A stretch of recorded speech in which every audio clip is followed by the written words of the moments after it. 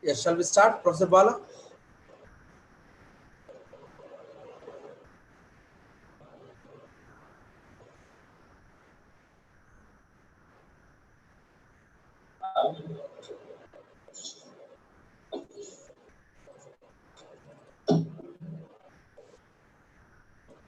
Okay, Dr. Dilip, can start. I will start. Yeah.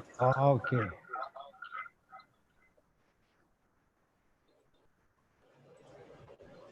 Are you very start, Professor Bala?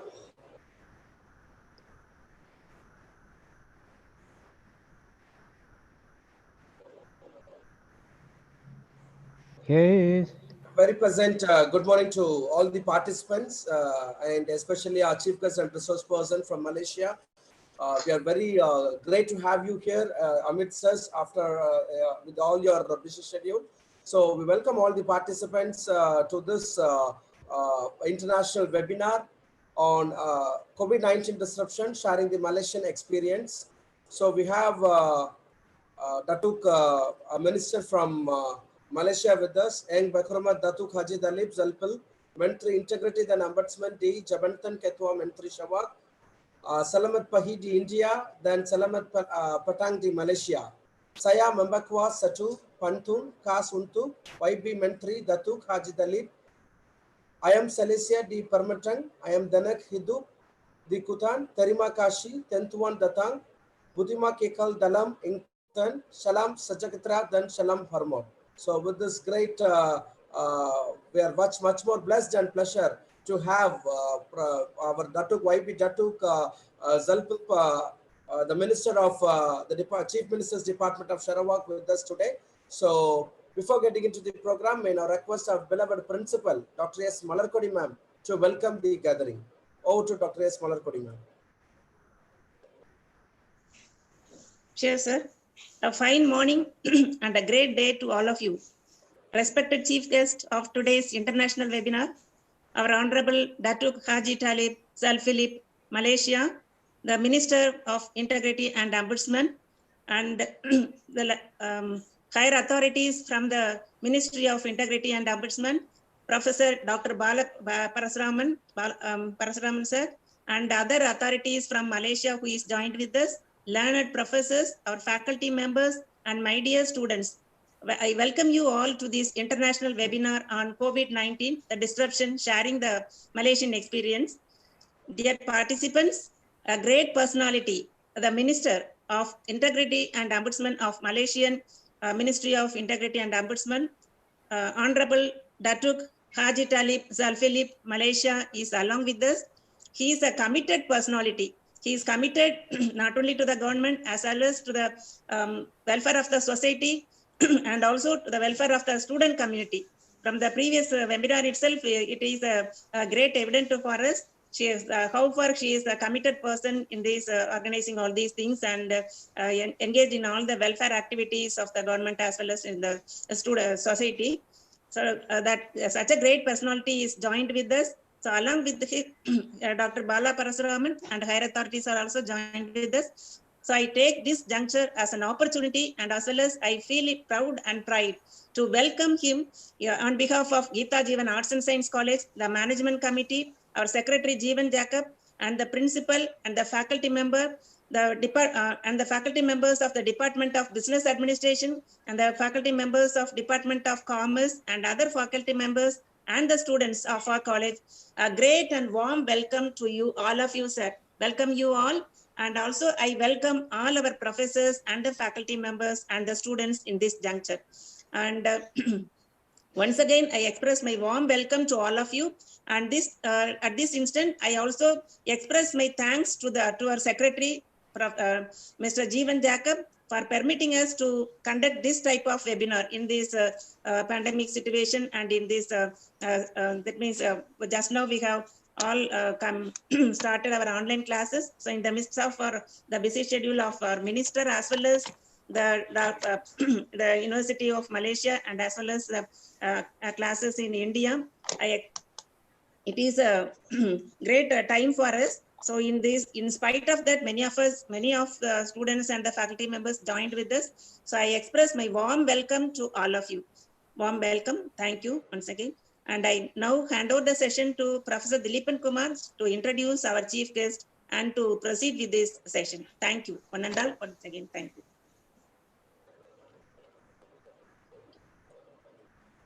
Thank you, Dr. S. Malarkodi ma'am, for the nice welcome address.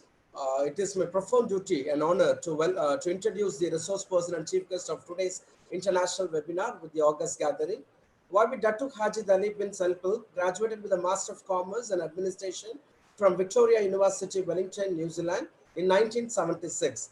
He is the current minister in the Sarawak Chief Minister's Department, Integrity and Ombudsman, and a serving member of the Sarawak State Legislative Assembly. He has served in the public service, starting with State Planning Unit as Principal Assistant Secretary, Economist in Sarawak Foundation, Permanent Secretary to both the State Infrastructure Development Ministry and the Ministry of Industrial Development Sarawak, among others. He was the Chairman of Sarawak Economic Development Corporation from the year 1995 to 2016. He has held a senior management position within the Petronas Group. He has considerable experience serving on the boards of government agencies at federal and state levels, and public listed companies such as Kaya Mata Sarawak, BHD, and Sarawak Concrete Industry as a chairman. He is also currently pursuing his PhD in Integrity and Corporate Governance in the University of Malaysia, Kelantan, under the supervision of young Barbahia Professor Dr. Balakrishan Parasuraman. He is the first minister with a graduate in UMK. He is now in final stage of writing. Hopefully completed his thesis in the year 2020 and get his prestigious doctorate of philosophy degree in 2021. And with all these great intro, may now request our beloved Honourable Minister of the Sarawak, Malaysia, YB Datuk Dalip Salpal, to take over the session. The session is your Datuk. You can go ahead. Thank you.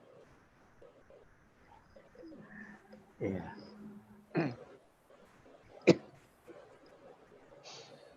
Okay. Yang pertama, thank you very much, Dr. Dilip and Malakudi and friends. Thank you for the introduction and thank you for joining. This is really a follow-up from one previous session, which was meant for Malaysians, but some participants from overseas who informed me they could not understand half the presentation because it was in Malaysian language. Of course, Dr. Ayana, no problem, he understood. We speak the common language. But by way of introduction, if I might play the first slide, it is about my village. Then from there we move on. Yep.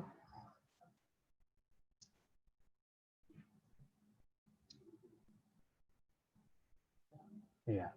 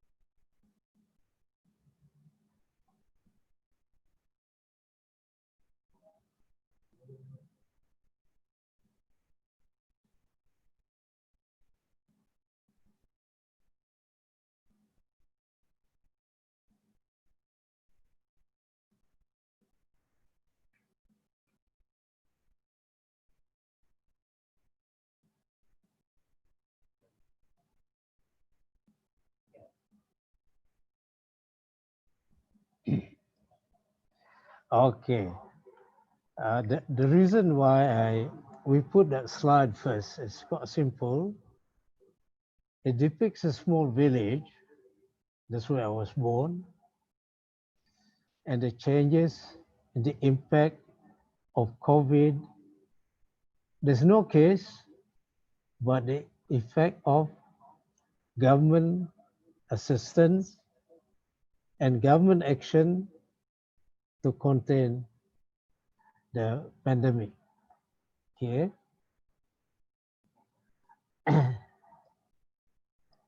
Yeah. Now let's go to the wider picture, the wider world. This is drawn by one of my staff. How the world, the globe, is affected by the pandemic. It's a suffering world. But what do we want after the suffering world? This is what we actually want. We want a better world. After we successfully handle the problem. Okay, this is my brief introduction. I'll let you read without interruption.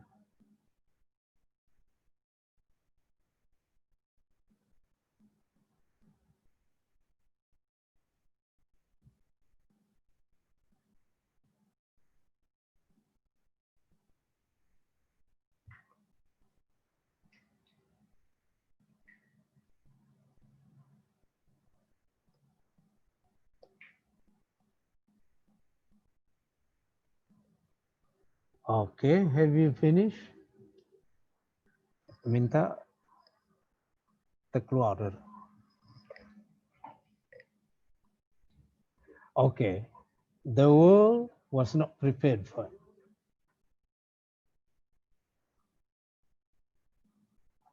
And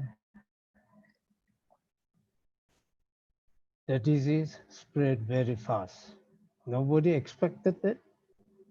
So in other words, we all were in trouble, like what I mentioned in the second chapter. Things were very tough. Now, because of that, government reacted. The two things. One was to react to the pandemic itself. Two, to deal with the impact of the pandemic and the measures taken.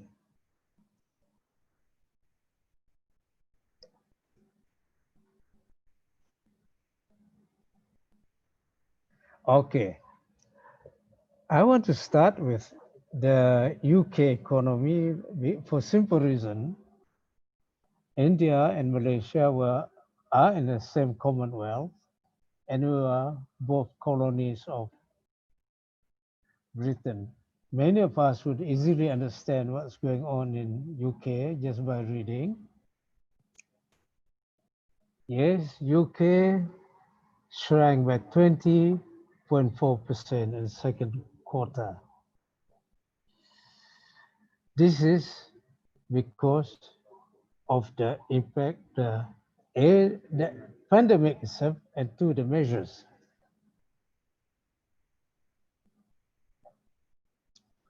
Okay, Japan also going through the same problem. The US, not much different. So the suffering, if we can call it that, is universal. That's to paint the general picture. I quote again what Britain did. They closed so many things. This is right at the beginning.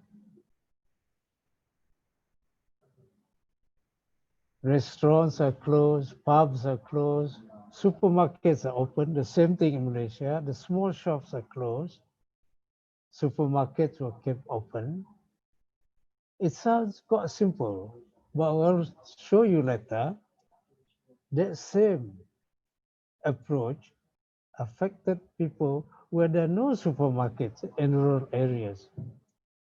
Okay, so next. Okay. This is the number. You can read it yourself. Full list of sectors shut down. Food, establishment, entertainment, spas, casinos, betting shops, resume. More or less, we are doing the same thing in Malaysia on different scale. Okay, a bit more international headline. This is a picture of New Zealand. For those who are not familiar with New Zealand, I went to school there. This gives a picture of what happens in New Zealand. The country has been without COVID for 102 days. They reinstated the rugby, which is very important in the life of the Kiwis. So when they reinstated, without COVID, the stadium were full. Then the last two matches, they have 4 COVID cases in Auckland.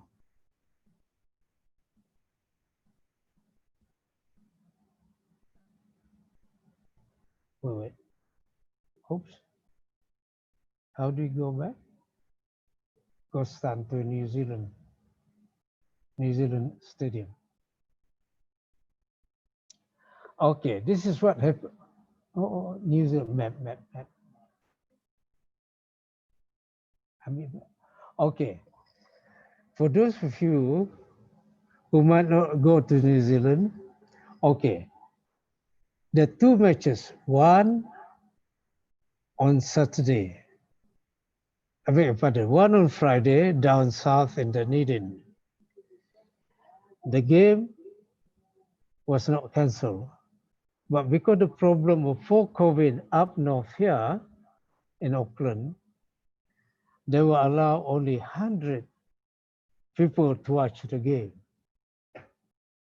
So they lost a lot of money. Up in Auckland, where the problem was 4 cases, they canceled the whole game.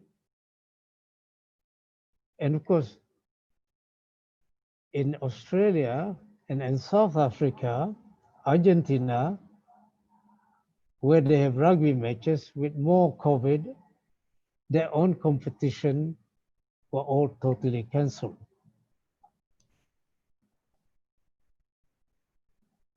Okay. This is what happened when first the game organizers lost money, they lost time, the Kiwis couldn't go out.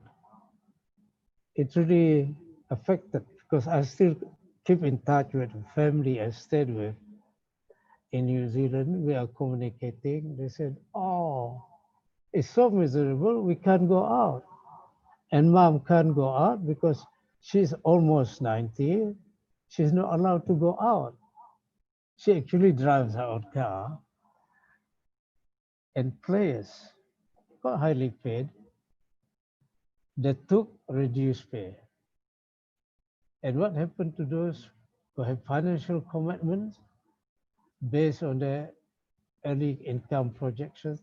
Some difficulty, but New Zealand not too bad because they have very good welfare system. Okay, next one.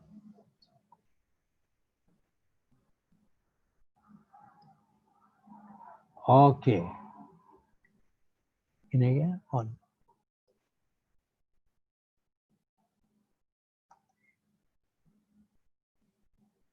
Ini yang mana? Okay.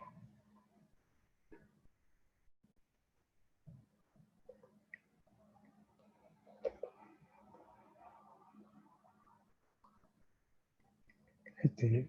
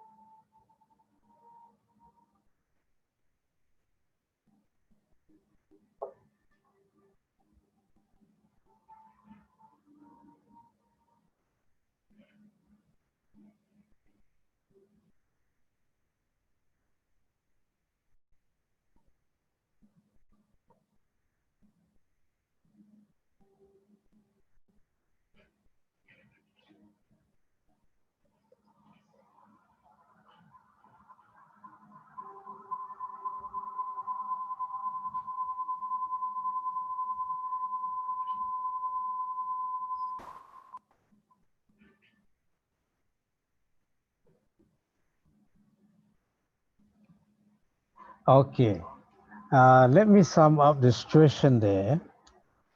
The New York Times comment on the Dutch tulip industry. Demand for tulips dropped as flower shops around the globe have shut down because of the outbreak. Consumers have gone into lockdown and celebrations have been cancelled. Mother's Day, Women's International Day, Easter, all these people, all these celebrations have been closed down. So in far off Holland, the industry lost very badly because America not buying, Britain not buying, Canada not buying, Australia not buying. So now we see the impact of the COVID itself and the effect of international flights were closed. If we look back, the tulip industry had an arrangement with the Dutch airline, KLM. They used special space and special rate to export the tulip all over the world. But now the export died. No people are coming to buy, no auctioneers. So they end up destroying, or rather, not really destroying, they couldn't do. So they all gone to waste. And the value of that simple industry for Holland is 7.6 billion. Imagine how much hole it does. Okay, the famous Dutch auction just didn't happen. So now there's international example, the rugby one in New Zealand, the tulip, to show the impact. So now we move to the next one. Okay, doesn't move. Okay, back to the basic question, unemployment. It's quite bad. Economy going down is quite bad. And the COVID is not fully understood or handled at this time. Move. Move. Okay, now the Malaysian headline. For those of you who are from Malaysia, you know where we are. We have two parts. One on the mainland and the other part on the Borneo Island. And this is Sarawak, where we come from. And Kuching is here, where I'm sitting right now. So what happened? Next. Malaysia is not spared from the problem. Our GDP went down by 17.1%, the worst since the financial crisis in 97 rather. So jobs are falling down. Okay, next one. Okay. Okay, we are quite used to unemployment regime of 3.3. Suddenly in March, it's 5. And as you can see on the side here, it increased to 5.3 in May. Before that, 5%. And unemployed people from a nice 47,000 to 826. This is according to Statistics Department. Okay. Now, the immediate effect of this is quite simple. First, business have gone down. Let's look at some of the famous hotels. They're all being closed down.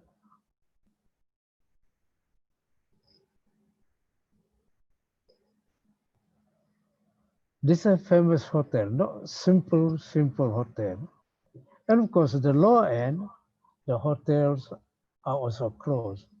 So with it, people lost the job. They lost the job, no income. And if you look through the change of this, suppliers also don't have business. They couldn't supply to the hotel because the hotel is closed down. The hotel closed down because they don't have customers. Okay, next one.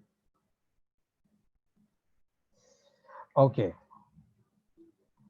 let's go back to the disease itself.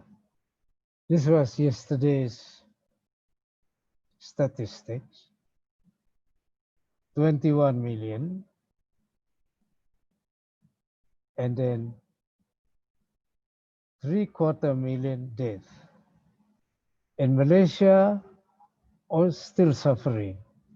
So in essence, if we look at a situation like this, first, we have COVID. COVID triggered the problem. We want to fix a problem, but COVID is still attacking us. It's like an enemy.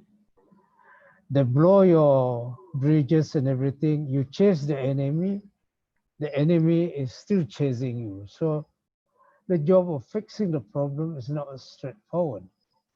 So we have to deal with COVID, deal with the impact, and the COVID is still messing things up.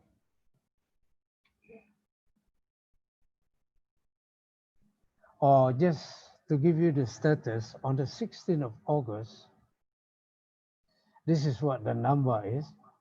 25 new cases in Malaysia, and active 200, but the number is 9,200. And we're quite lucky. The recovery rate is 96.29%. So sort of not as good as New Zealand, but better than many other countries. But it still have impact on our efforts. Okay, we move to the next one. Oh, this is an old table known as Spanish flu. So we know we have some experience dealing with it, but not enough. I'm sure in India too. Now, what happened? Let's look at the direct policies of the government dealing with. First, we have to keep at bay. Can you hear me? Okay. First, we have movement control order. It's provided under the legislation to deal with mainly infectious disease. It's seldom used.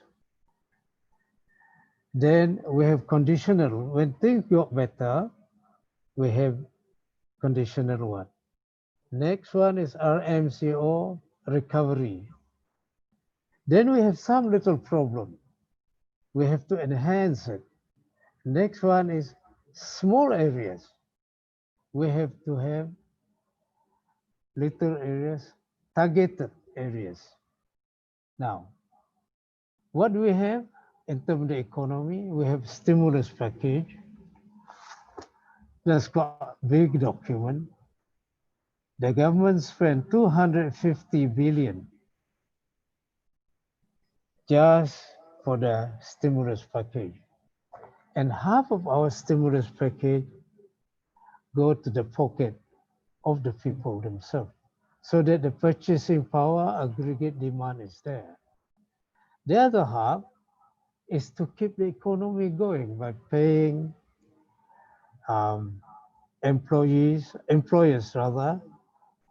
factory owners, to keep the job, don't fire the people. They get wage subsidy.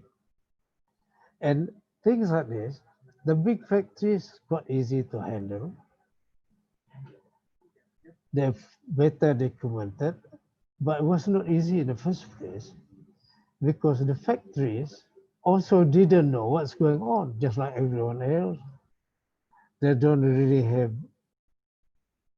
very strong control regime. Some people come to work unknowingly, bring the disease. The factory have to be closed. Similarly with plantation, we have palm oil plantation employing big number of people. And by virtue of the palm oil bunch, they wrote, so big plantations were allowed to operate. But similar case, there were few cases of infection, so the whole plantation was closed. Production went down, income went down, the problem still worrying. Now, what happened to the livelihood? Well, some people lost the job because the factories closed down. They don't have cash. Some people complain, no job, no cash, problem with getting food, problem with paying rental, problem with paying house, cars, and name it. So next one is further necessary inconvenience. This is what we did in Malaysia. If you read the one on the left here, movement of persons and gathering. No. All places of worship must close and halt activities. It's not easy, you know. People say disease come from God. Why do we have to close house of worship? That took a lot of convincing. All businesses, premises, except supermarkets, public markets, and things like that. Operation of nurseries, government department, all are closed, and we have problem. We have to work from home. Imagine if you have a government service giving phone number, fixed number, people call fixed number, there's nobody in the office because they work from home.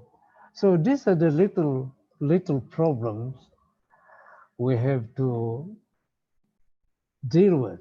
First few days, people put in brochure, call this number, but there's nobody manning that number. So we have to change things into call this number using handphones, make it easy. Now, we cannot travel from one place to another. That's a bit hard. If you look at the map again, people like Prof. Bala cannot fly to Sarawak or Sabah, where he used to teach. And I cannot go to West Malaysia to attend meeting. So it will affect a lot of things. And then, yeah, essential services like water, electricity, telecommunications, postal, transportation, irrigation, they allow. But to give you the picture of the complexity, we have this fast post, very fast now. The planes couldn't carry the parcel from West Malaysia to Sarawak. So you say, so some friend in West Malaysia would tell you, I've sent it to fast post, expect it tomorrow. No, it takes 1 week because the plane cannot come over. So these are the complications. I realized the fast post, Malaysian fast post, changed the working methodology. They employ local. They send to the village, let the villagers do the distribution rather than olden days. They do it themselves. They employ people part-time basis, quite good income actually. Okay. We send to one center, a mosque, a church, or whatever. You collect from there, or the people in the village will distribute, but it's still not as fast as before. So if you look at the bottom there, drastic immediate action is required to stop the spread of COVID-19. So the emphasis is to stop before we can do anything. If you look at the part of the picture, we stay at work for you, said the nurses and the doctors. And stay home for us. That's not easy because people, we have problem telling people to stay home. What do?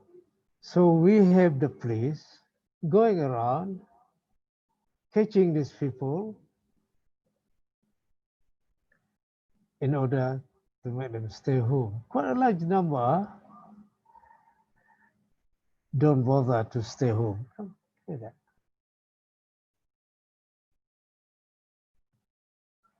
Okay. Business have gone down, we mentioned earlier. Some hotels have closed down.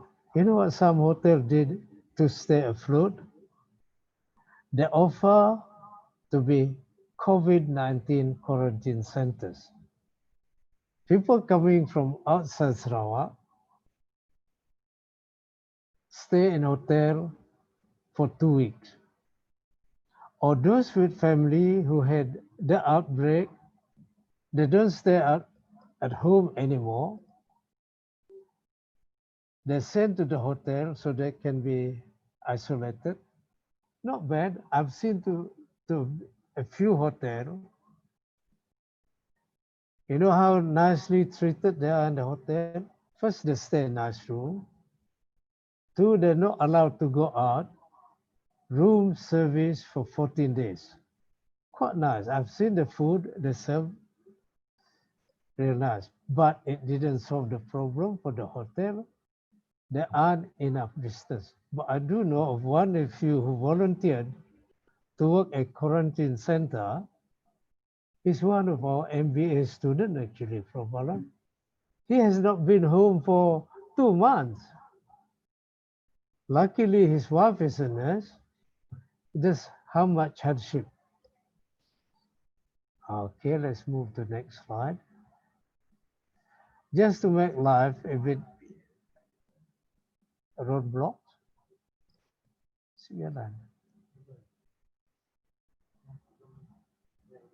Okay. This is how nice we are. We have roadblock. For the first time in many, many years, I see the soldiers, the army, and the police manning roadblocks. It's normally just the police.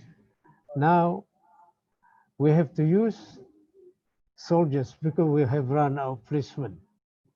So, but imagine the roadblock from Bala Daniel and a few others from Kuching, from my house across this side. To go to the other side, you have to go through 2 roadblocks. They check who you are, check your identity before they let you through. They also check on our mask, if we're wearing mask. By the way, the punishment for not wearing mask is 1,000 ringgit. No excuse, you have to pay 1,000 ringgit if you don't wear.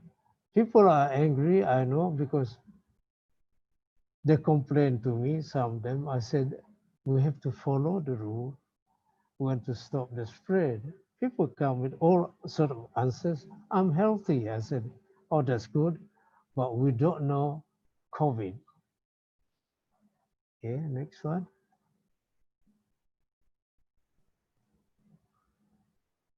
Okay, before we come to see the result, this is what happened during the COVID itself. During the early part when travel was not allowed, we took pictures at the airport in my hometown, Bintulu. The flight from Kuala Lumpur, from Kuching, cancel. One internal, one to Miri, cancel. One to Cebu, retime. You see how many flights have been canceled, so many. Arrival and departure. So people cannot travel, even if they have money, even if they wanted to see the relations for whatever. It's so cumbersome. So the net effect is,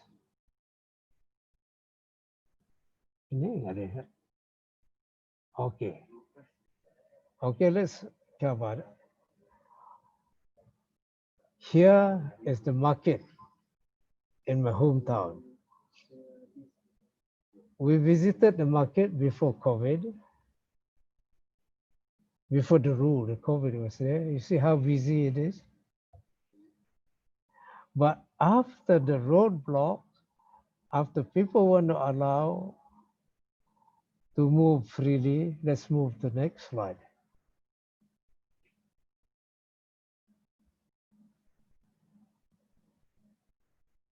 Oh, that's me. Somebody took candid photo of me. We have to have check there. People take your temperature before you go in. If you look at the crowd, hardly anybody in the big market. Even though we were allowed to go there, people not interested to be stuck in the traffic jam, or they're not in the mood to go to the market. Okay, next one.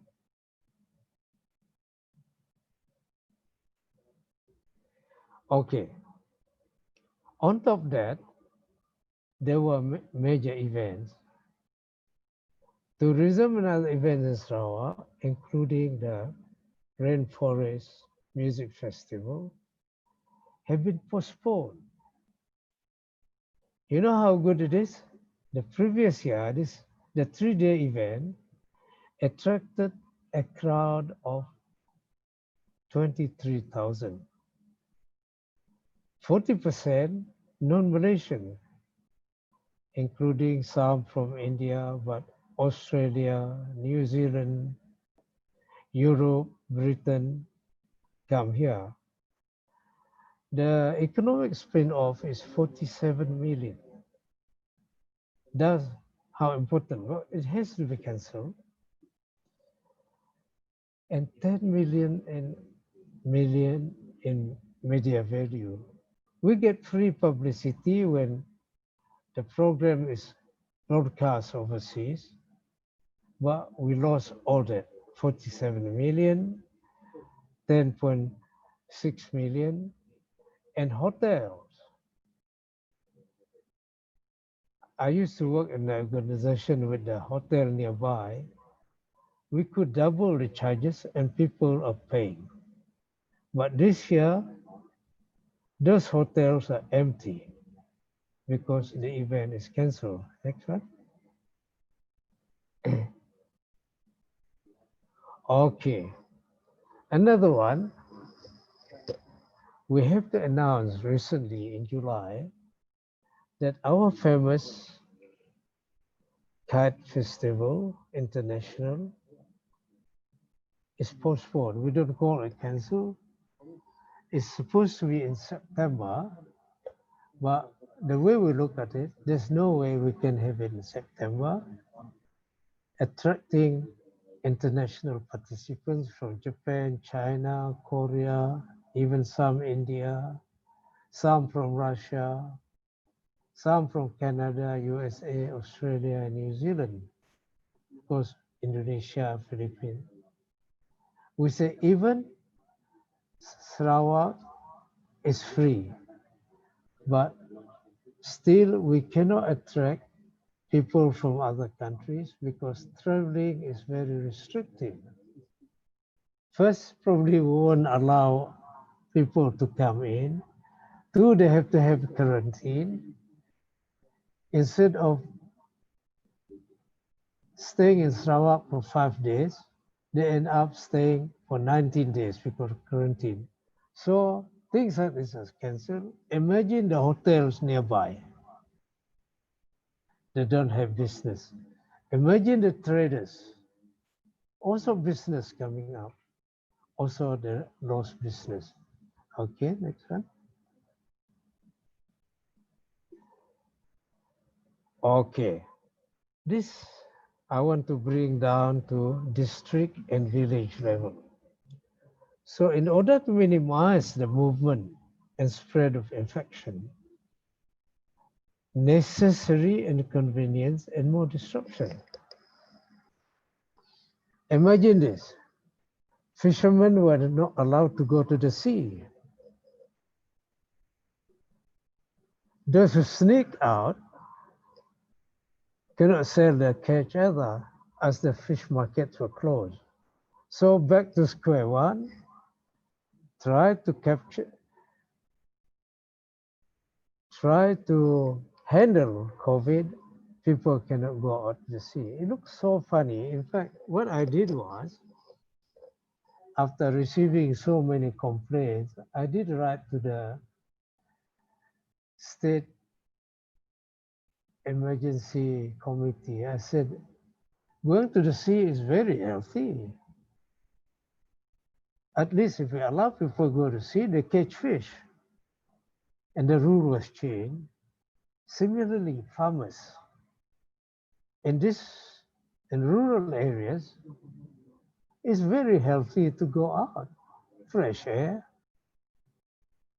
So, but they were required to stay home. In the end, it was relaxed. Fishermen allowed to go to the sea. Small farmers, yes, they were allowed. Okay.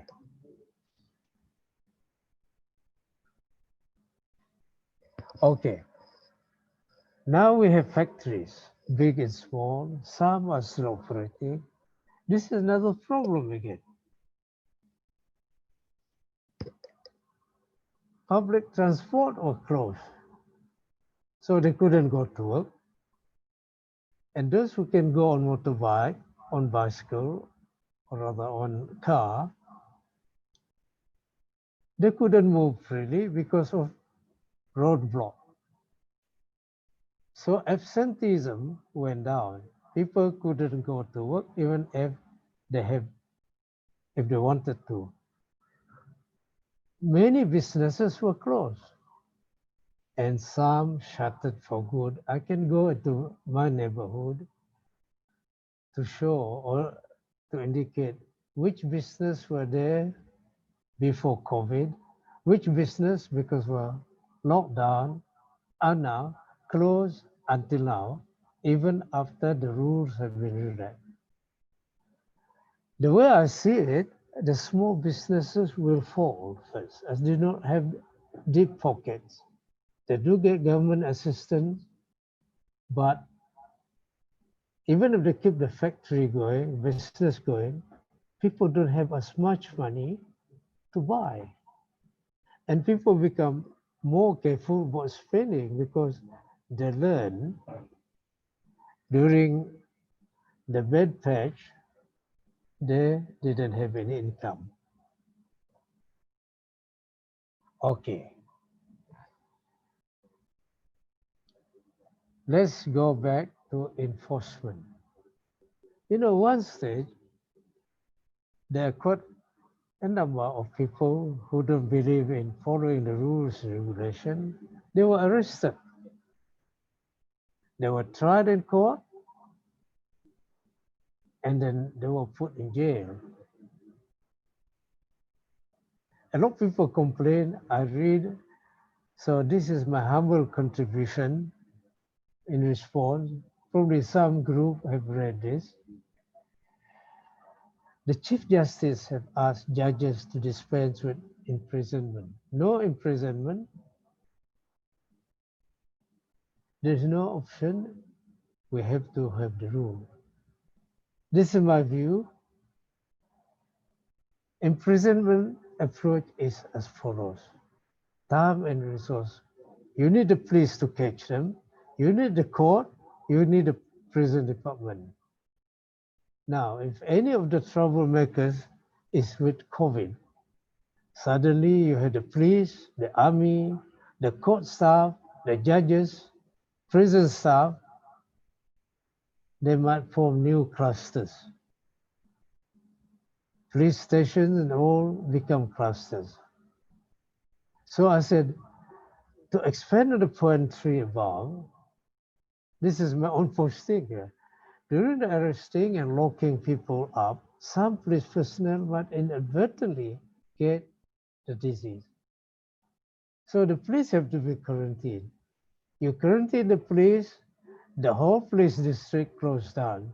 No more policemen around. This might be debilitating on the police personnel. Similar effect can be seen court officials. And then the cost of disinfecting buildings such police station, courts and everything would drain further resources. So luckily, the Chief Justice said, no, don't imprison people. The rule says we should do it. So I come to a conclusion, no rules or regulation will fit all. This is one case where the Chief Justice said, no, the rule says, but don't take them to court, just do compound.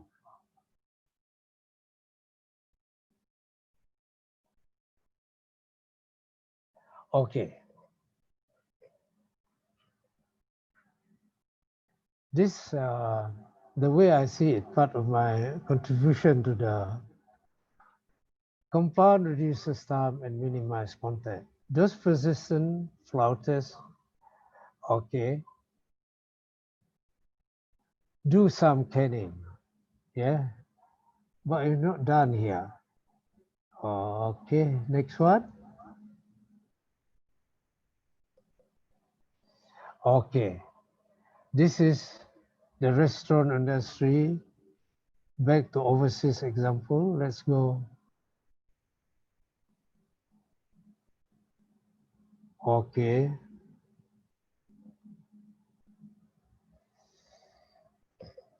For those in India, you would see how much influence India have on our culinary. This is very much imported from India, the dishes.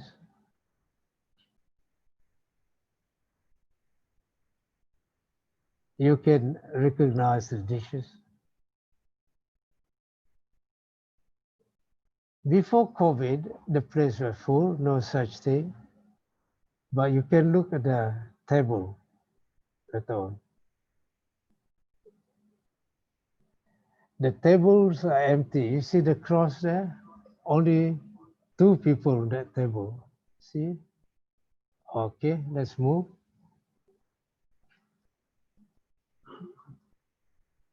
Okay, this is my group of people with friends. That's me in red there. Before COVID, This is on a Sunday. Some more here. The more 20 of us sitting closely, but they had problem. The shop was closed. Okay, next one.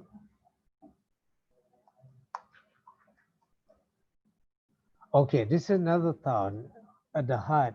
You see how tables are sealed and people, and the place is empty. Dr. Daniel will remember we went here. Customers are not there. Customers not there, you look at the background, more shops are closed. So it's making things worse. Okay. Oh, this is in my village. Quite expensive. We eat fresh prawn there. You see how we have to queue up because we have to be checked.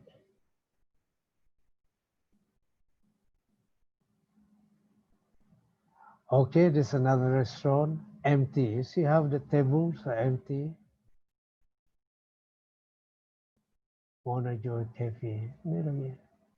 Ah, this story will, with this picture, I'll tell you. This is a fruit store not far from my house, about 3 minutes walk. Always well stocked. But during the MCO, he was not allowed to operate. We were not allowed to buy. When I saw him after the rule was relaxed, I feel sorry for him. His stock were ruined. Young coconuts were dried up. Bananas all gone. I took the picture 2 days ago. I told him I'm going to show this picture in India, and I think he might be thinking I was joking, but he loves Bollywood movies, so I will tell him tomorrow. But what happened? Business, big and small, and his ruined banana, I offered to buy from him for my compost. In the end, he said, "You're my regular customer. Just, I'm happy that somebody is taking it away." Okay. Okay. This is one of the last issues I want to talk on this, how business affected.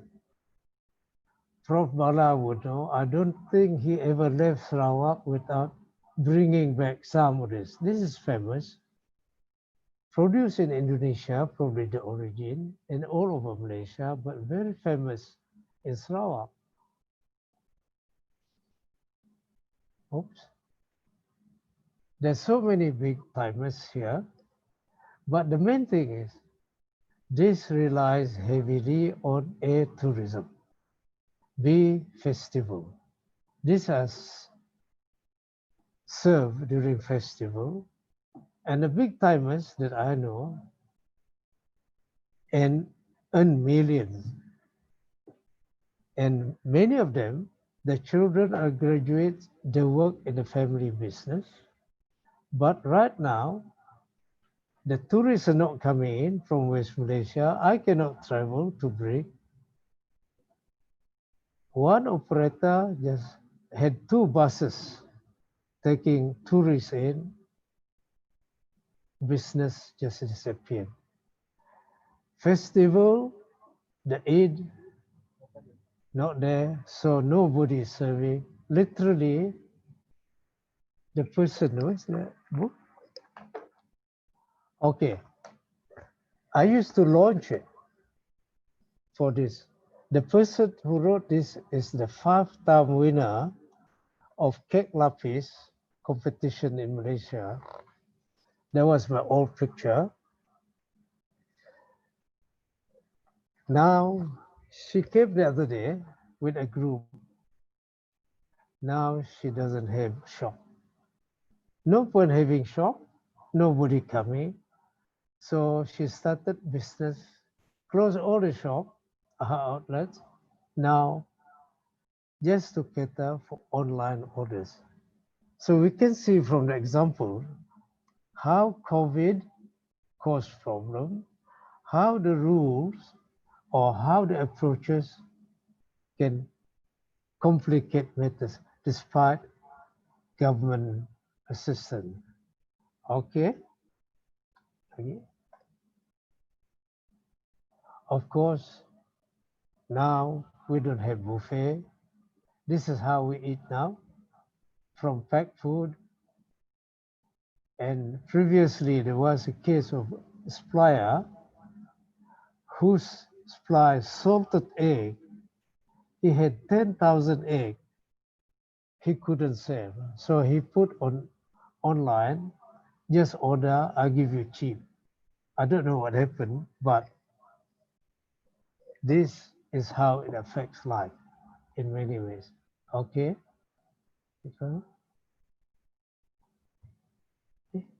Not moving. Okay. What is the net impact?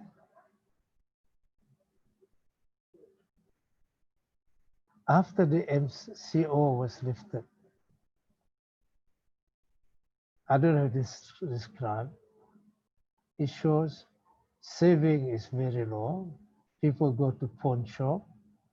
But somebody did comment, well, they have nice car to travel to pawn shop, but there's something else. But income has gone down.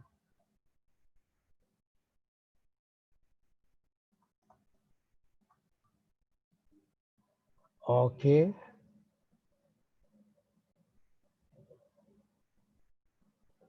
Jalan.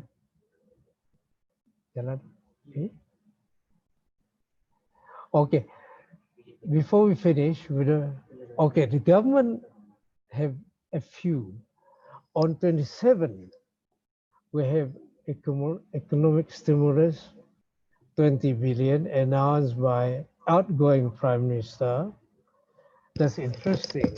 Malaysia, outgoing Prime Minister who has resigned, announced it. Nobody questioned. Of course, that's the big one I mentioned earlier. There's another one in April. There's another one on June. And yesterday, government passed a smaller one. Okay. Jalan. Ini nak bang juga. Sorry. Okay, jalan. Oh.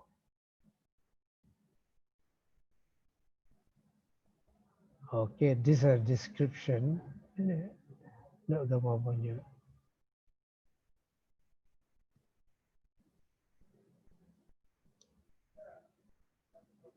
Okay, this is a description. No, okay, this is what is done. The state government normally wait for federal budget. We are fully aware. We don't make much difference for the whole nation, but we join in or top up or complement or supplement. This is what we did. In March, special aid for aid in Sarawak, 1.15 billion. This is state government budget. In April, we have another one, 1.1 billion. And letters to cover people who are not captured in the list. One example, I got complaint from people directly. Well, you have all these packages, but I'm self-employed. My job is doing promotion. I go out, promote a product, I get commission. Now I cannot go out. So we have to cover them by having extra. And there are people who do part-time business. They sell cakes in front of the house on the roadside. They don't have license. So they complain. So they complain. What about us? So we have to go down again. get the association to register, and they were given 1,005. No license, no nothing, but people complain. Okay. This is announced by the Chief Minister.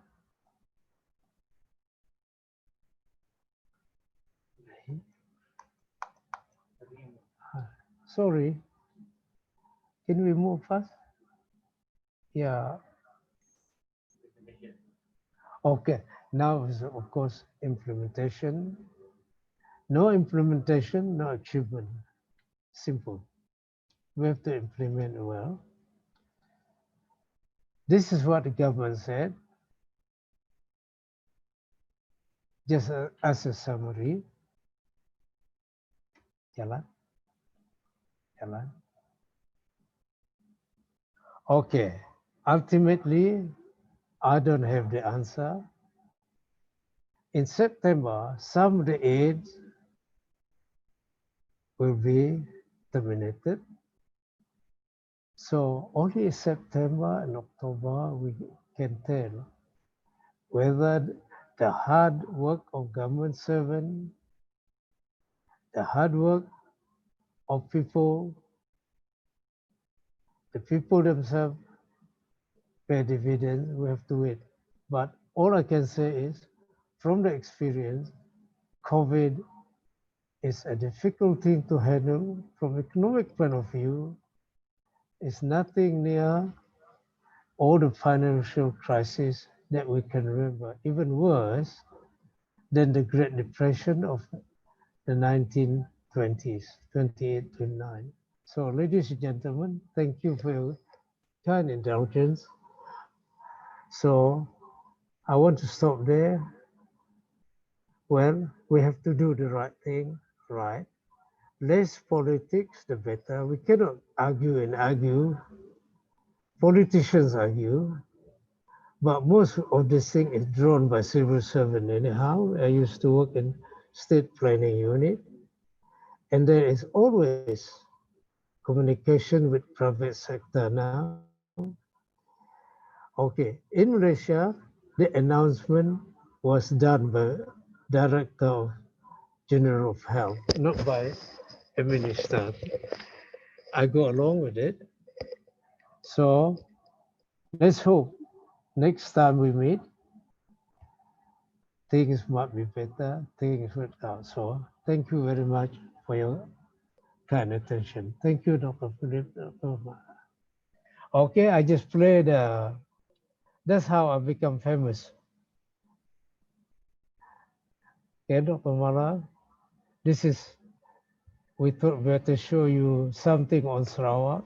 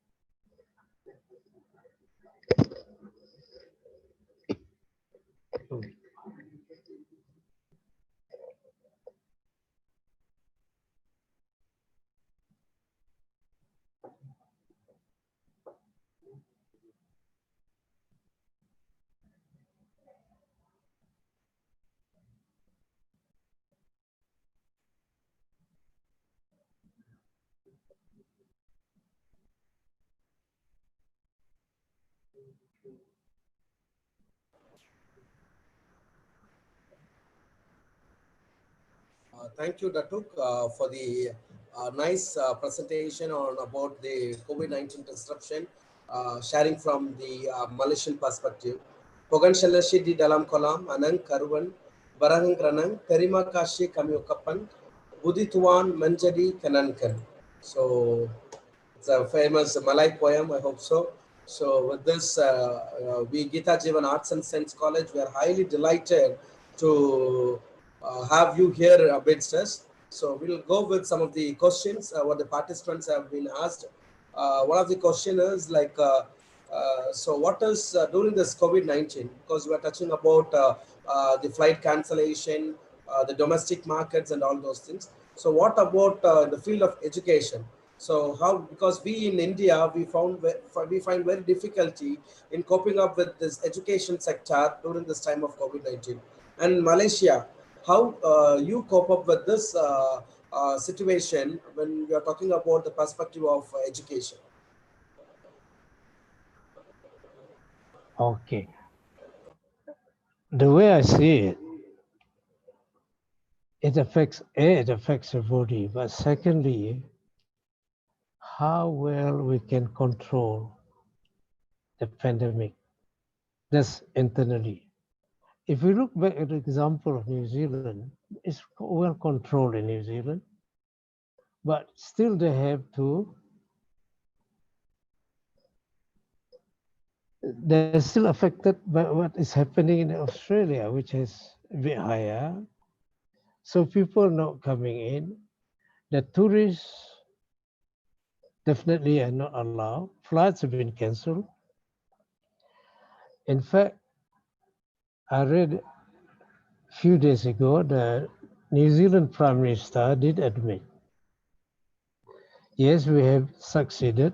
By the way, in New Zealand, both opposition and government have come to a common stand. They wouldn't politicize COVID. In Malaysia, we do, unfortunately. We will be on the same wavelength. We don't criticize whatever policies, the right one we follow. So the New Zealand Prime Minister admitted they were not strict on Kiwis going back to New Zealand by imposing the quarantine. They allowed them back into the community.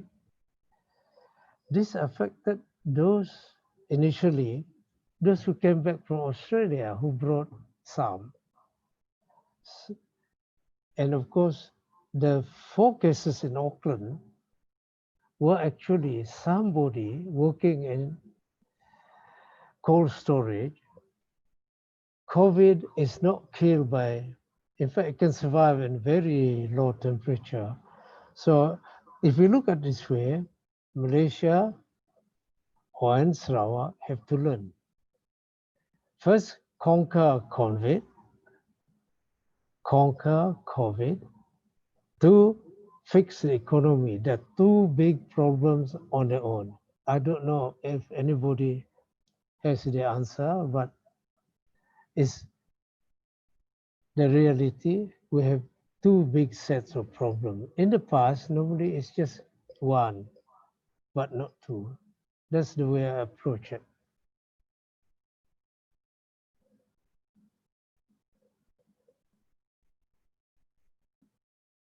Thank you, Datuk. Is there any schemes or any policies that you have implemented for this educational sector, especially students in particular? Okay, I've been back to see schools. In fact, the university has booked me for a talk on integrity. People are not coming back to school. And then just imagine a class for 40 people now only allow 20. So some parents are reluctant. Students who came back from the school, this is a student at university, they brought back the problem. Even in my hometown, not my village, got it from a nearby town who studied. So a student would still have a bit of problem. I don't know, Prof. Bala, Dr. Daniel, whether people are coming back to university now. Probably some parents are reluctant. Of course, the local university nearby, they have few cases, and 1 student actually died of COVID. So I don't know what the attendance will be like. Hopefully none in UMK, none in UPM, none in UCTS. So that's an area we have to really look whether it's the right idea. I know reading in the news or on TV, in the US, people are still reluctant to go back to school.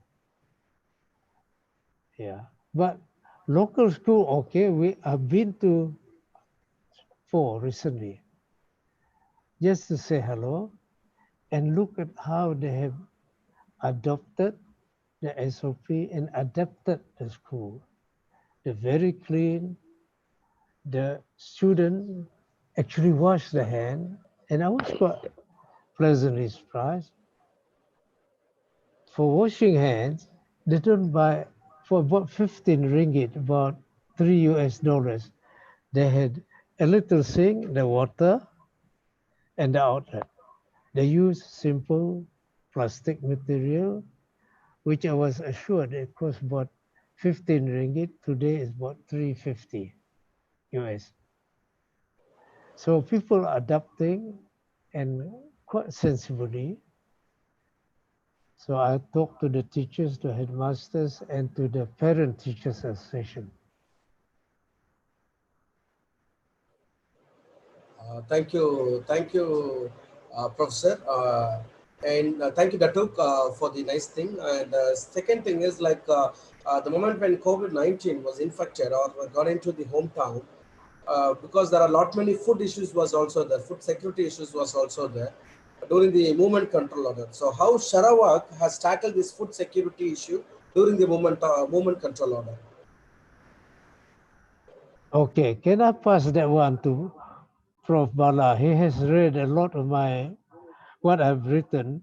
You're familiar. Would you like to handle that question? Datuk, Dr. Dilip, can you repeat the question, please? Like because we do have some food security issue during this time of this COVID-19. So how Okay. Sarawak tackled this food security issue during movement control order, that is MCO? Oh, food security. Oh, Datuk, Security. I think the question in Sarawak, Datuk, food security. And of course, during this time, food is actually become very important, asset for all the people in Malaysia. Of course, we follow strictly the SOP. So whenever we go to any restaurant, whatever thing, we need to follow SOP. We cannot simply go and eat any kind of food, but it's applied to not only Sarawak, all over Malaysia. So that's how our country very strict on this. Even small stall also, I can see that they have all these SOP have to follow. So basically, food become very important. Of course, during this time, and then of course, security, food security is very important. We are actually don't have any problem on the food supply so far. Everything okay. Because the government keep on, I think in Sarawak also through DATUK initiative, they keep on inform the people down, there that the food is not okay. So far during MCO and after MCO, we don't have any problem with the food. People have no facing any on the food. Food supply always there. So that's how the government very serious to, to engage with the people for the time to time. In fact, our Prime Minister, always come sometime every month, come and tell the people, don't worry about that, we all okay. So that's, Doctor, answer your question. Yeah. Yes, Yes. Professor. Yeah. Yeah. Doctor can add. We have something here, what we said control item. Rice, sugar, flour, rice, sugar, flour, and cooking oil. And I have not heard of any case of shortage or profiteering. So the price has been consistent, the supply is there, but the big shop will say, okay, you only allow one big bottle of cooking oil. You allow only 10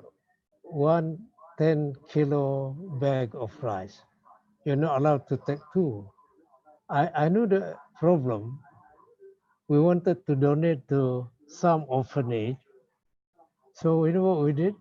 We asked one guy, you buy one bag, you go out, you buy another one, buy, so then you use it. But the control is quite strict. I remember one day I bought cream crackers, one tin and one packet out of oil. They said only one tin. They said, sir, you choose the packet or the tin. So so far we've been lucky. There's no shortage of basic essential items. So food security wise, no, we're not self-sufficient in rice, but there are countries we can buy from. We have, I believe for rice supply, we have forward contract, we can still get the supply at all price. We buy from Vietnam, Philippines, Thailand. And our rice industry is more for tourists now, so that youngsters can see farmers planting paddy.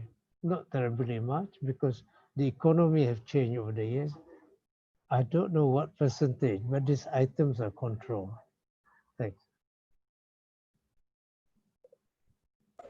Thank you, Datuk. And another question is, how you have mobilized a fund during this time of this COVID-19? Mobilization of fund, because you were explaining about the initiatives which was taken, like what is this, there was something, the Malaysian ringgit amount you have mentioned on the recovery of this nation's issue. So how we have mobilized this fund during this time of COVID-19? Anybody want to answer that? This general question.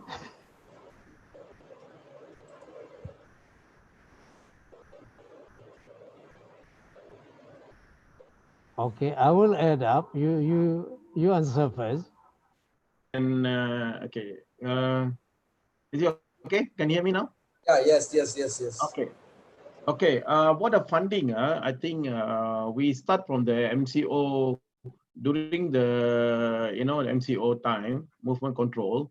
So of course, people were suffering, especially you look at the lower income group people and also micro industry and SME. So I think during that time, I think immediately after 1 or 2 weeks, I think our Prime Minister with the cabinet approval, so they announced some. I think that already show a lot of billions of money there. So they are actually come up with a few schemes. One of the scheme that moratorium. So moratorium is really they're giving 6 months where you don't need to pay any loan without any interest.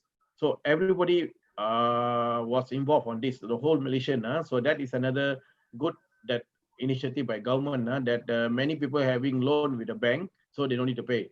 Secondly, we call wage subsidy.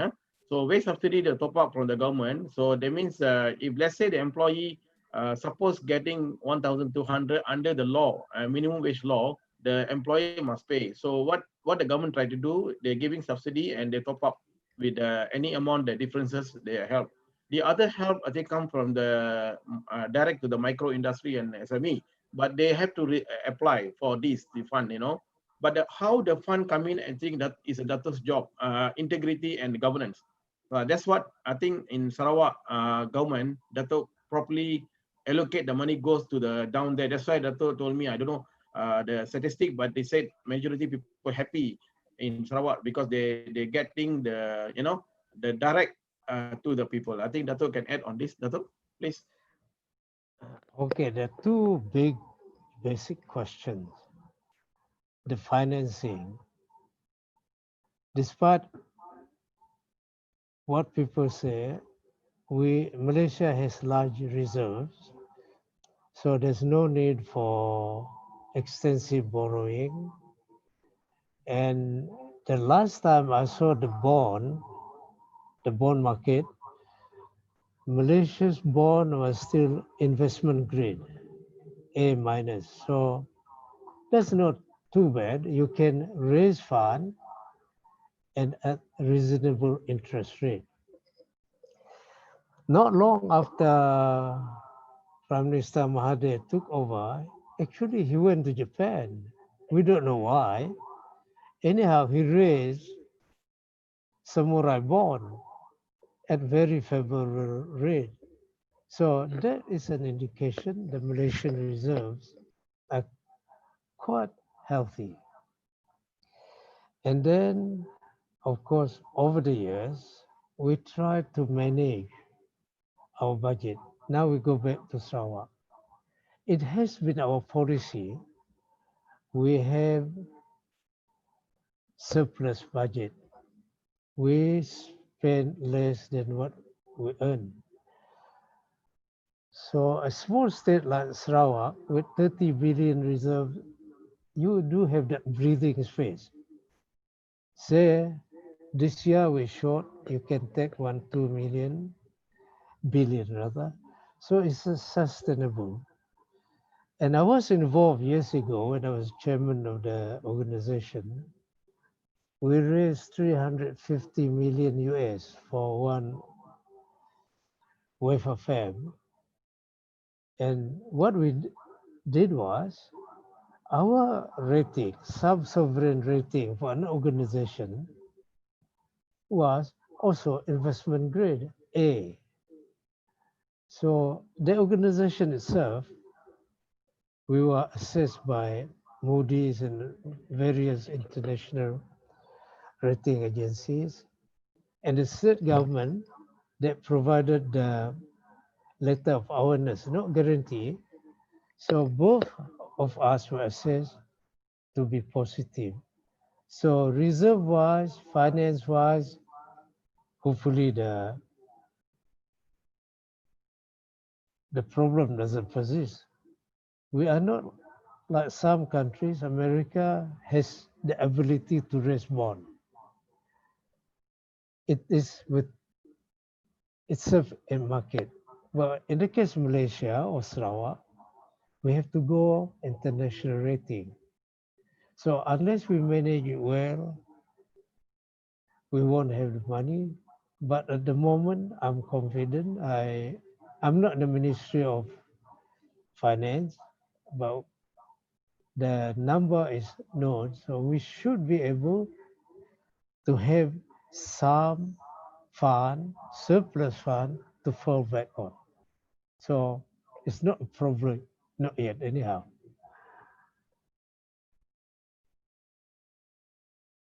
Thank you, Datuk. So we came to the end of the program. Dear participants, already the attendance and feedback link has been posted there in the chat box. So I request all the participants to kindly click on their particular link and leave your attendance and feedback for this particular international webinar. And may now request one of our faculty, Madam Jyoti Cassandra Devi, Faculty of English, Department of English Literature, to have some feedback or to leave a concluding remark on this particular webinar.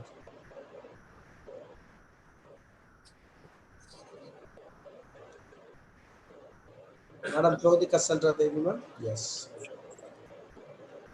Good afternoon, everybody. Good afternoon, sir. And I would like to say my special wishes during this afternoon to Honourable DATUK HAJI TALIB ZULPILIP, Minister of Sarawak, Chief Minister Department, Integrity and Ombudsman, Malaysia. Sir, if there is any pronunciation mistake, kindly bear it. I'm here to give some feedback about your talk and this international webinar. It was a very interesting one. And I would like to thank you first for the very beautiful punctuality you maintained. Exactly by 11:30 we started the webinar, sir. Thank you. And SAR has given a very wide range of the COVID and its effect during the time of COVID spread in Malaysia. Then he touches everything right from UK economics and the economics downfall in Malaysia, everything. And he touched about something about educational department. It is very important, no? Even SAR gave the statistical data of the students, those who are taking part. Out of 40, only 20 students are taking part, very clearly explained, and the part of the parents and their emotional thing and their mind state, everything he said. And Star widely touched the people's daily wages, people, that is, the people who are paid daily, they're going for the job and other things, and the fishing department, and the fisherman's role, as well as even the pawn shops. It is familiar, no? Malaysian is familiar for all the pawn shops, and the people are like India, unity in diversity. The people of all walks are living there, and the saving is reduced. Then touched something about the unemployment, hotels closed. As it is a tourist spot, hotels are playing very important role. Am I right? That's why Sir gave a very clear picture about the hotels and the package of the food and other things.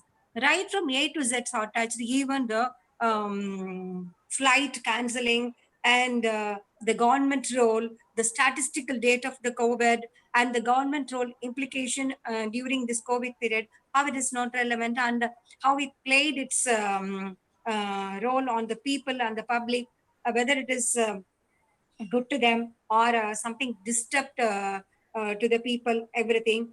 And something about the market situation, because the webinar is based on the business administration people.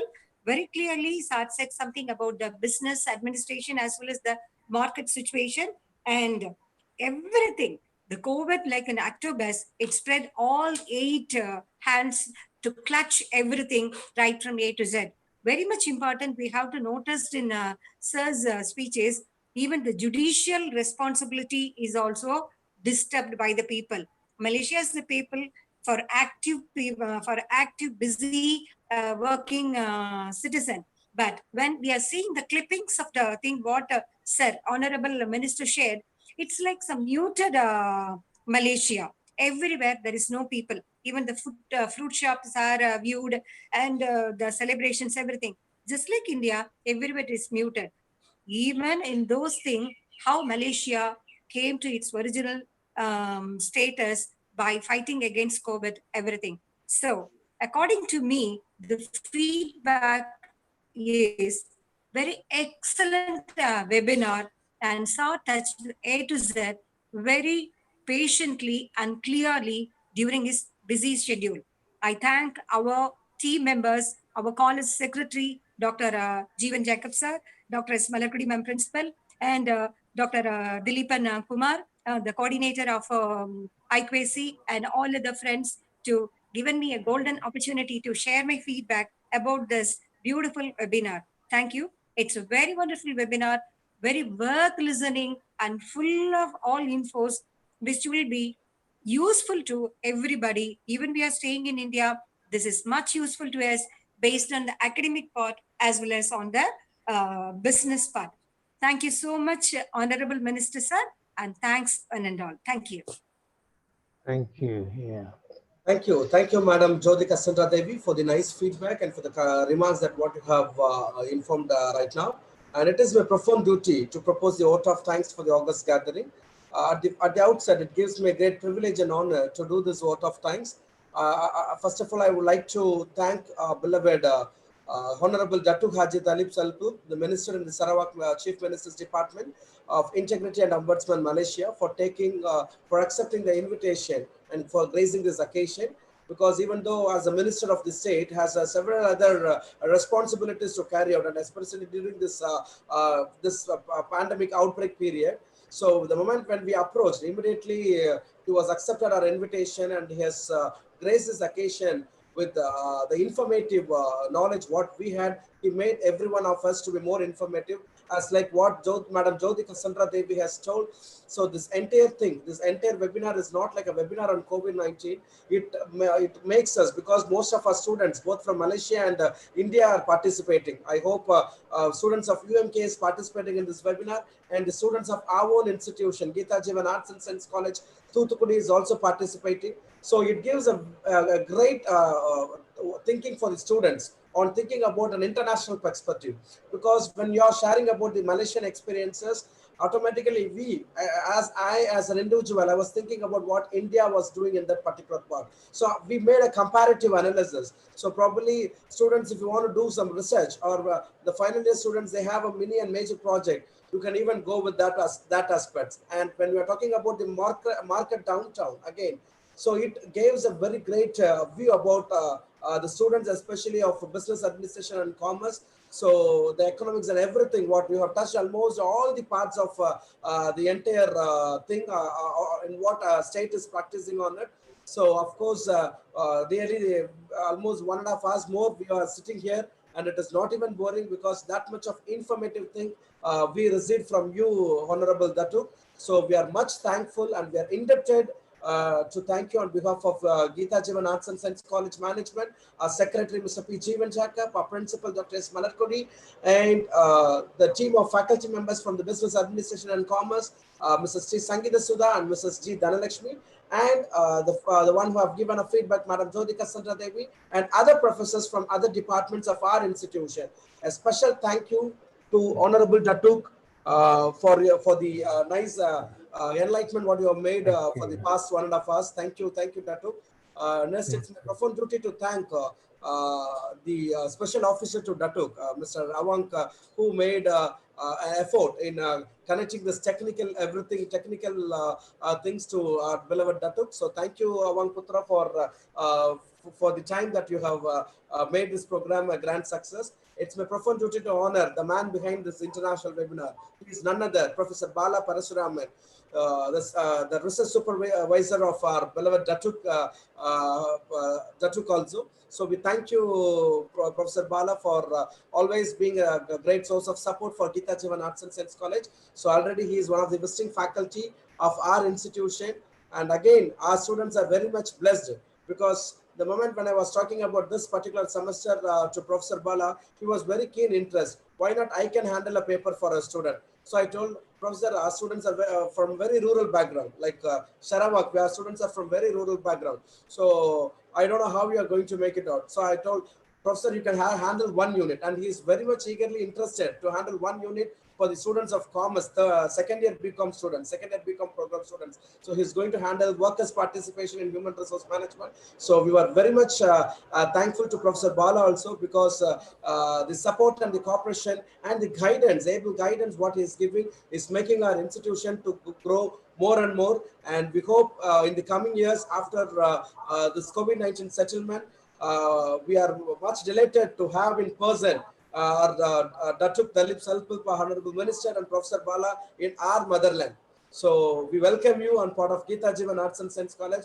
Probably next year during the time of graduation, we hope we'll be having you as a chief guest for that particular ceremony. Thank you, Professor Bala and DATUK for your for the time.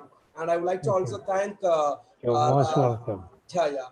I would also like to thank Dr. Ariana from Indonesia.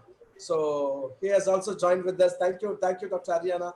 And there is one more professor, Dr. Abdul from UTIM from Malaysia has also joined with us. So I thank all the professors from the teaching fraternity from across the globe who have joined with us in this particular webinar. And it is my profound duty to thank both the students of India and Malaysia. So it is actually the students have to go with all those things because they are the future like a leader who is going to emerge in the coming days. So it is up to them because during this pandemic time will teach them a lot. And what they have learned, it is in the coming days when they emerge as a leader, because we Geetha Jeevan Arts and Science College grooming the leaders of tomorrow. So we expect most of our students to have a comparative analysis about the two countries, India and Malaysia. What is the best practices that Malaysia has come across? Why not we in India? We can adapt that particular part. Even as a nation, we can't do a change overnight. But as a citizen, as a part of our own, the city, Thooththukkudi, we can do some changes, or we can come across with some of the best practices what this Sarawak has made. So we thank the students who have participated, who have joined with us today. So we thank all the professors, teachers, the students, and as well as the higher authorities of Malaysian Sarawak government who have joined with us in this particular webinar. Last but not the least, I would like to thank the Lord Almighty who has showered His blessings upon the entire people who have joined with us. So with all the blessings, the program went on success. So once again, I thank from the bottom of heart, Honourable Minister DATUK ZULPILIP, Professor Bala, Professor Ariana, and Mr. Avang Putra from the special officer to DATUK. Thank you, one and all. Thank you, and may God bless you. Thank you. Okay. Thank you. Professor Bala, you can unmute yourself. Sir, I'm very much thankful to you, all of you, sir. Honorable DATUK sir, Professor Bala Parasuraman sir, and Dr. Ariana Satria sir. I am very much happy. I am very much delightful. You have all joined with us, and we are having an opportunity to hear all the messages or all the information from you. That means in this seminar, you have picturized everything as if we had in Malaysia, what would have been experienced by ourselves that coming to our mind. The whole thing is picturized by our minister. Very much thank you, sir. And I'm also very express my thanks to all the professors who are joined with us from Malaysia and all the higher authorities of government, Malaysian government. So thank you very much, sir. Thank you. Thank you, putting it very nutshell, putting it very simple. I like to say something to our student, because PhD master student here, Mr. Sugu, Raziman, Prabha, 1A, Mr. Lim, and in fact, Dato Awang, all my PhD and master students, they are currently doing on different topics on HR, IR, and integrity and governance. So I'm very thankful to them. They're joining us this afternoon. And Dato, just for your information, all of them. And Dr. Ariana, okay, nice meeting you, Dr. Ariana. Terima kasih, Pak. Thank you. Terima kasih. Selamat, Datuk. Selamat petang. We speak the same language. Yeah. Dr. Ariana and myself, so we have no problem communicating. Thank you, and putting it very simple. The last 1.5 hours, we are not in India. Only thing is because due to flight cancellation, we are in India. But this 1.5 hours, we traveled along with the minister in Malaysia. So because everything was picturized, everything was put up in a video mode, and he took all the participants to Sarawak, to his own land itself. So only thing, due to flight cancellation, we are in India and we are traveling with you. So that's what I can say. So thank you, Honourable DATUK, for the nice presentation and the highly informative section, and we are highly blessed to have you. Thank you very much. Thank you, Professor Bala. Please allow me also to congratulate for India for celebrating their Independence Day on 15th of August. Okay, Merdeka. Up close to me. Ours in 17 August in Indonesia. Yours in Malaysia 31st. Malaysia 31st August. Yeah, we are very close. Very close. We use the word Merdeka. One big family. Yeah. This Sanskrit word, I think we borrowed from India. Yeah, really. Yeah. Yeah. Actually, thank you, Dr. Ariana. Thank you. Sarawak borrowed its penal code from India. Really? Oh, yes. We didn't have penal code, so the Raja said, because he served in India as a young man, you know what he did? He just got a copy, just changed the word India to Sarawak, the olden days. Really? So we have our penal code. Anyway, I have a lot of teachers from India teaching English, Mrs. Menon. Mr. Koshi taught me science. Another Mr. Koshi taught me biology. Mr. Sebastian something taught me chemistry. So quite familiar. And the person who made the video, my own nephew, his name is Hanif Khan. So he must be from India. So we hope that we will make visit to Jeevan College next year with all our PhD and master students. So hope we have a trip. And Dr. Ariana, you can join us also. Yeah. Just wish I'm a true politician. You know, the other day, we passed, no legislation, we approve, we give assistance for 3 months. Somebody came with a poster, the government has terminated. Of course, it was passed in March. It finished in July, April, May, June, finish in July. Somebody put poster, hey, the government is very nasty. It has terminated. But the original plan was for 3 months. So that's, if I'm given a choice, I wouldn't become a politician. And some of us wouldn't have the choice. Hello. Yeah, it's a bit of, no, I was a bit reluctant, but we have a tradition here, like in Singapore, if you work in semi-government or private sector, you get called up. We're not requested to become politician. We're directed to become politician and complicating my own life. Quite a few of us in that position. Indonesia have the same thing.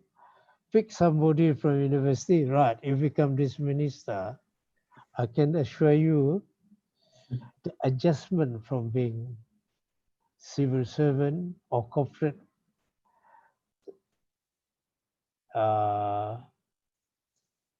corporate world, it takes a lot of adjustment.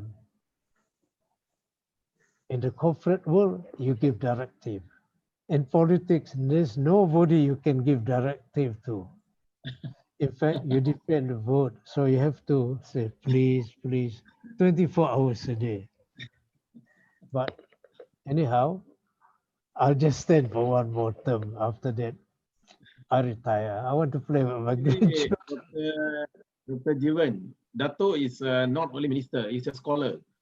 You come to his room, you can see all kind of books, you keep from many, many years back. And he's a scholar. For me, he's really an academic scholar. He like to write, totally different. He's not the ordinary politician.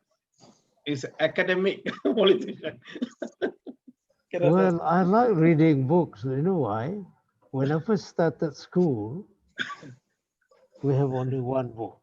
The teacher had a book and he wrote on a blackboard and we have to repeat it. And then at the end of the day, he will ask everybody, starting with A. Of course, by the time it comes to me, reading the same thing, is T. I have listened to the teacher, listened to the people in front of me. I could virtually close my eyes and read what he wrote on the blackboard. So it helps to have a name like TALIB. So you don't have to struggle. But we did actually have one book. The teacher who taught us in primary 1 just has passed his primary 6. No training, no nothing. So to the question why I like book, because I long to see book. Unfortunately in Malaysia, because of the COVID, so many famous bookstores are closing up. People are not going to the book to buy books, and then people go online. But me, it's all habit. I like collecting books, so at least I can pretend I like books. There are so many books on my bookshelves. Yeah. Okay, Professor. Okay, shall we? Yeah. So now, hopefully, we have some other occasions, but I will use this to talk to university. One integrity. This one, another topic modified for general public in Sarawak. Yeah. So I have modified the previous one to come to this one. I will modify this for another topic to suit the regulations and everything with the details. But one thing I know, no circular can fit all. In fact, there was one circular about closing factories. People who wrote the circular have not been on the ground there. So around 4 o'clock in the morning, when I read it, I shot a message, please relook at the circular because you missed one big area. I said, if it's followed, we might have to close the liquefied natural gas, the fertilizer factory, Pupuk. I used to work there. I said, it's not covered by the circular. So I sympathize for both parties. Those who write the circular might not be on the ground. Those who read, that's where my job was. People call me up. I have to reinterpret the circular, and I said, this is the answer. Let me find out a bit more, because if it's anything from me to the people out there, it's official. So I normally said, let me find out more. Let me read it again. I call you back. So especially assistance, people want to get assistance. Do I qualify? Don't I qualify? And the next one, yes, you qualify, is paid through the National Savings Bank. You know what happened? So many people queuing up, become a long queue. And some rural area, they have to go to town to get the money, the payment. That's another problem. They're not allowed to go to town. So you have people appealing, can so and so send the assistant. To me, what happened is a practical lesson how to handle the next if there is another problem. We have to refine the system. But of course, my big prayer is let us pray it does not happen again. Because what happened 70 years ago, partly relevant, and those policymakers are not trained for that. The people who know about depression in the 1920s, all my old professors, they're all dead now. In fact, the last one I was in touch with, my old university, the vice chancellor who came to my office from New Zealand, he was younger than me. And one professor of finance, quite good one, prominent, he died 2011. If he's around today, he will be 100. But that is the last generation of academics who went through the difficult time, actual experience. So in all honesty, we can't expect too much from present generation of policymakers. They didn't even learn depression economics because the teachers are about my age, if they are. We only heard, but only the previous generation, they actually lived through it, they studied it. My generation only heard about it. So the next generation never even hear of depression economics.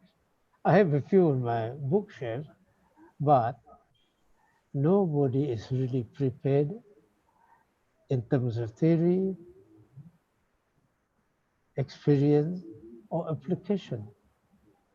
Things which was done or not done are not known to the present academics.